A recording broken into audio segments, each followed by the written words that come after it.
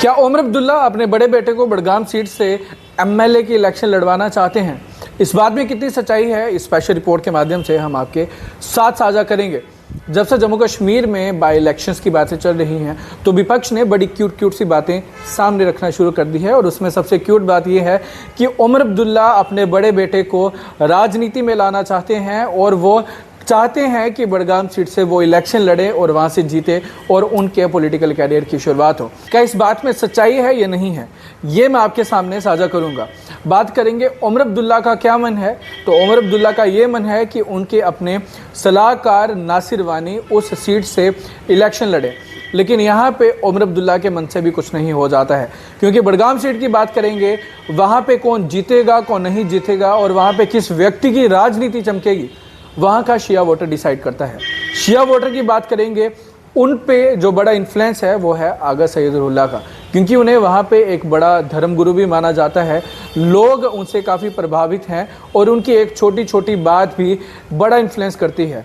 और ऐसे में जो खबर निकल के आ रही है कि उमर अब्दुल्ला प्लस और भी कई एनसी के नेता हैं जो कि आगा सैयदुल्लाह को नासिर अहमद वानी के लिए मनाने की कोशिश कर रहे हैं। बात करेंगे आगा सैयदुल्लाह की, कहीं ना कहीं हमें ये सुनने में आया है वो नहीं चाहते हैं कि उनकी इजाज़त के बिना उस एरिया में कोई शिया लीडर उभर के आए। वहीं बात करेंगे एनसी के लिए पिछले कुछ दिनों से उनका कैसा रवैया है, उसके बारे में तो आप अच्छे से जानते हैं।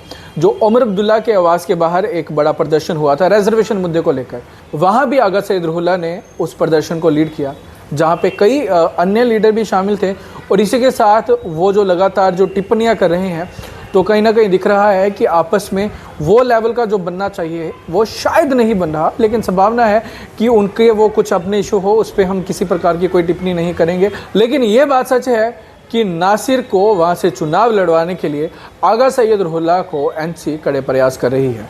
हालांकि आगा सैयदुल्लाह की इसके लिए क्या प्रतिक्रिया है अभी तक सामने नहीं आई है।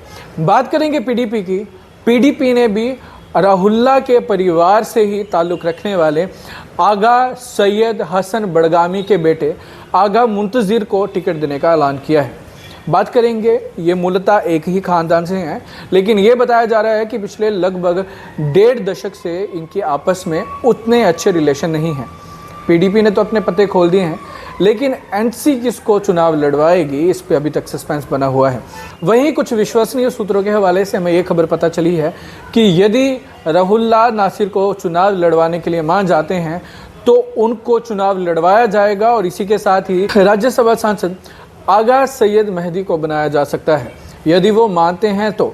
और यदि राहुल्ला नहीं मानते हैं तो इसके बाद संभावना है कि उमर अब्दुल्ला के बड़े बेटे को उस सीट पे उतारा जाए। यानी कि इससे साफ स्पष्ट होता है कि उनका मन अपने मुख्य सलाहकार को वहाँ से चुनाव लड़वाना है।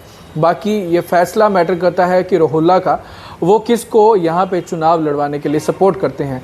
दूसरी ओर बात करेंगे नगरोटा की, वो भी सीट खाली है, लेकिन भाजपा ने अपने पत्ते खोल दिए हैं।